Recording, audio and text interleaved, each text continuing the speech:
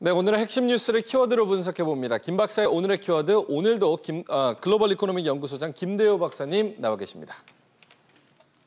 자, 첫 번째 뉴스부터 가봅니다.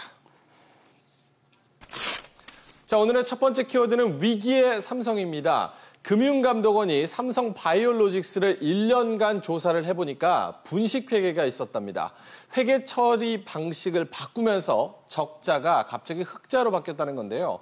자, 박사님, 이게 또 제일모직이랑 연관이 되고 제일모직이 연관이 되면 또 엘리엇이 개입하게 되는 게 문제죠. 네, 참으로 이 삼성의 고민이 깊어질 것 같습니다. 이번 사건이 만약에 금융감독원 지적대로 삼성 바이오의 분식회계가 있었다라고 한다면 네. 이 사건은 국내뿐만이 아니라 전 세계적으로도 일파만파 확대가 되고 삼성으로서는 문자 그대로 창립 이후 80여 년 만에 최악의 위기를 맞게 될 것 같습니다. 네. 사건의 진상은 복잡해 보이지만 사실은 간단합니다. 삼성바이오라는 잘 나가는 지금 바이오 제약사가 있죠. 그 회사가 2015년에 상장을 했는데 상장을 하기 위해서는 흑자 해소해야 됩니다.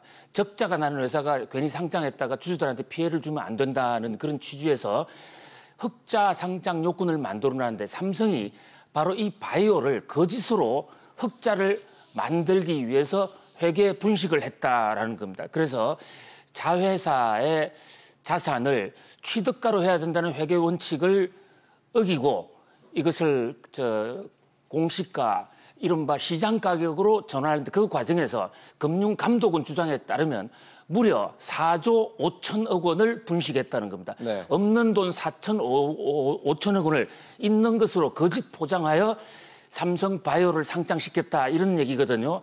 이렇게 되면 이게 만약에 사실로 드러나면 삼성바이오는 상장 폐지될 수도 있는 거예요. 물론 최종 결정은 정선위의 결정을 남겨두고 있습니다만은 그뿐만 아닙니다. 이 삼성바이오는 삼성물산이 최대 주주로 있어요. 삼성물산은 잘 아시는 대로 지난번 삼성물산과 제일모직의 합병을 주도한 회사고 지금도 이재용 부회장이 이 삼성물산을 고리로 해서 삼성그룹을 지배하고 있는데요. 그 당시에 삼성물산과 제일모직이 합병을 할 때 제일모직 가치를 굉장히 높이 쳐줬다라는 것이 이게 국정농단 사건의 한 축이거든요. 근데 바로 이 제일모직이 삼성바이오의 최대 주주였습니다.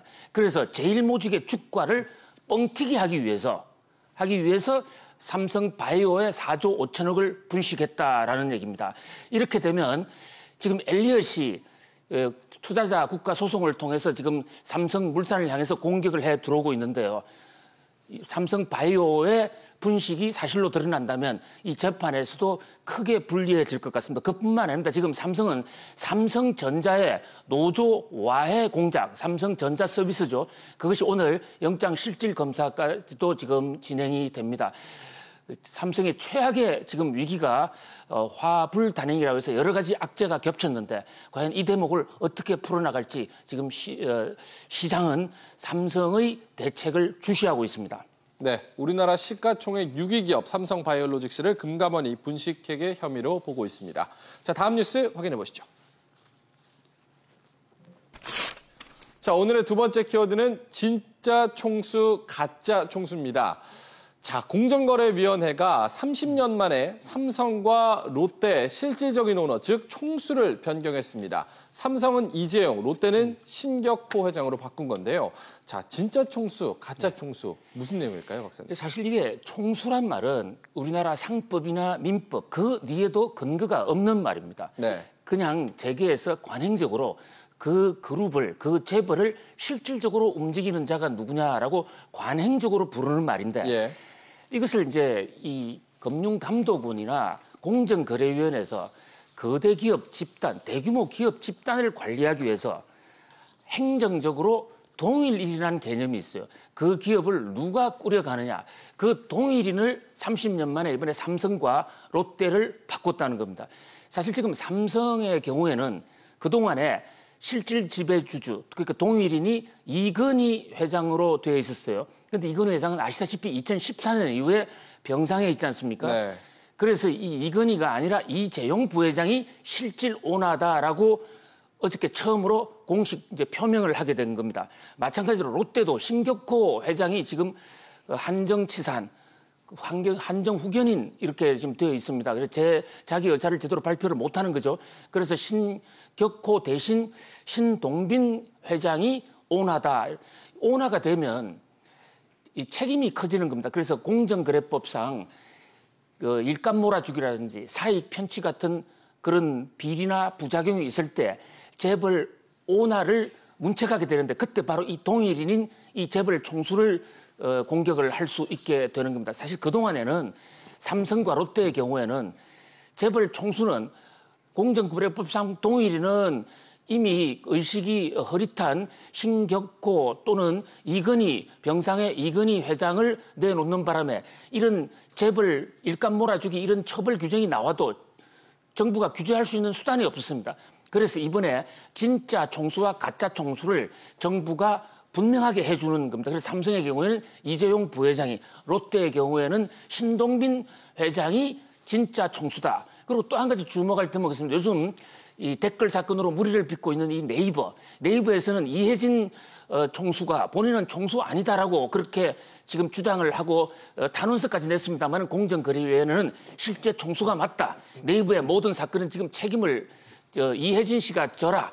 지금 댓글 김경수 의원 사건의 경우에도 한성숙 지금 이 바지 사장이 모든 책임을 맡고 있는 형국이지만 네이버의 모든 문제는 이혜진 씨가 책임을 져야 한다라는 그런 금융감독 공정거래위원회 판정입니다. 네, 자, 세 번째 뉴스 확인해 보도록 하겠습니다. 자, 오늘의 세 번째 키워드는 앵무새 조현민입니다. 앵무새는 의미 없는 같은 말만 계속 반복을 하죠. 이 조현민 전 전무가 경찰 조사에 출두했는데요. 죄송하다는 말만 6차례 반복을 했는데, 자, 박사님, 혐의에 대해서는 물컵을 사람을 향해서 던진 적은 없다. 이렇게 강력하게 부인을 했어요. 그렇습니다. 죄송하다라고만은 하지는 않았죠, 사실은. 네. 정확하게 얘기하면 심려를 끼쳐 진심으로 죄송합니다. 네. 이 표현을 6번을 반복했어요. 예. IQ가 대단히 높은 것으로 생각이 돼요. 그 얘기를 계속 6번이나 할 수 있다라는. 참 국민들 입장에서는 가슴이 답답한 그런 감정이었을 것입니다. 네. 4년 전 2014년에 조현아, 그 언니인 조현아 전무가 이 법정이나 이 뭡니까 관세청 앞에 나와서 이 조사를 받을 때 했던 발언하고 비슷한 그때보다도 더 후퇴한 거예요. 그때 조현아 전무는 그나마 말을 조금은 다양하게 했는데 이번에 조현민 전무는 그야말로 심려 끼쳐 진심으로 죄송합니다. 그 외에는 아무 답도 하지 않았습니다. 네. 바로 그 대목에서 사과의 진정성이 왜 있느냐 하는 그 국민적인 그 의아심을 일으키기에 충분했고요. 뭐 그 밖에도 또 이 이제 조사 과정에서는 자기는 컵을 사람을 향하지 않고 다른 곳으로 던졌다 이렇게 했어요. 원래 그런데 지난번 이 공항에 해외 출장 갔다가 휴가 갔다가 들어오는 과정에서는 자기는 컵 던진 적이 없다. 그냥 밀쳤을 뿐이다 했는데 거기서 또 말이 지금 달라졌어요. 한편 이와 관련해서 관세청의 김영문 관세청장은 한진 일가의 밀수 의혹이 사실 짙어지고 있다. 그래서 일가들을 바로 이번 주 빠르면 내일 모레라도 소환을 하겠다는 뜻을 밝혔습니다.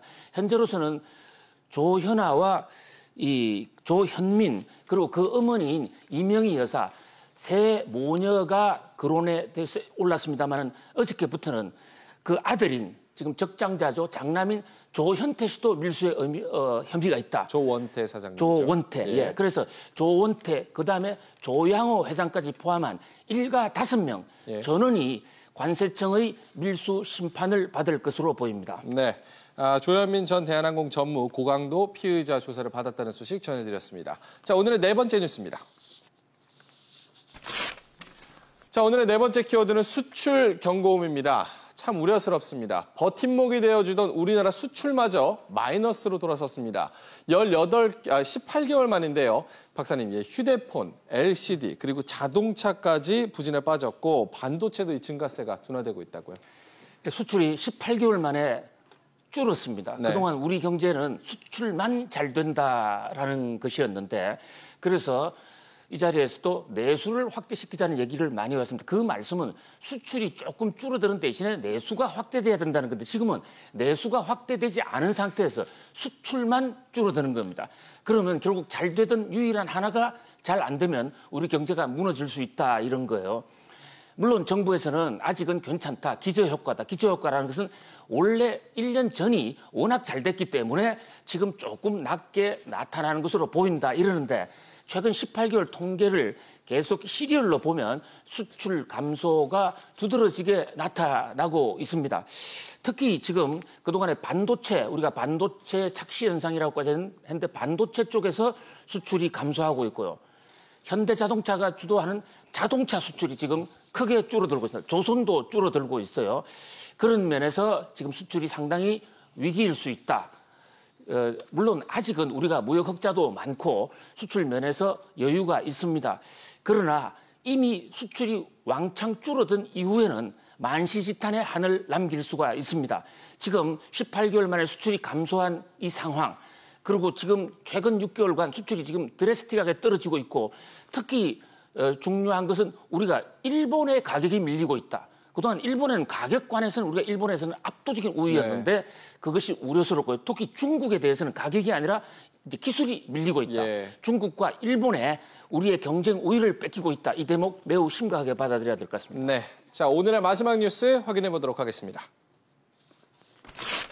자, 오늘의 마지막 키워드는 판문점 사랑입니다. 트럼프 대통령이 이 북미 회담 장소로 판문점의 평화의 집, 자유의 집을 거론을 했습니다. 자, 박사님, 제3국이 아닌 그곳에서 하는 게 엄청난 기념 행사가 될 것이다. 이런 트럼프 대통령의 기자회견도 나왔어요. 예, 역사의 운명을 가를 미북 정상회담이 제3국이 아닌 판문점 개최로 급선회하고 있는 그런 모양새예요. 사실 판문점은 분단의 상징이고 갈등과 아픔의 상징이었는데 이번 미북 정상회담을 통해서 세계 평화의 상징으로 급반전할 수 있을지 지금 주목을 끌고 있습니다. 이 판문점에서 분단의 사인, 정전협정에도 사인을 맺었죠. 특히 미국 입장에서는 1976년이죠. 그 유명한 미루나무 도끼살인 사건이라고 있습니다. 당시에 이 북한군이 저 판문점 바로 저 현장에서 미루나무 가지치기 작업을 하고 있던 주한 미군을 향해서 도끼로 찍어서 두 사람을 죽였습니다. 두 장교를 죽인 사건입니다. 미국 입장에서는 참으로 처참하게 당한 미국 역사상 가장 수치스러운 장면이기도 합니다.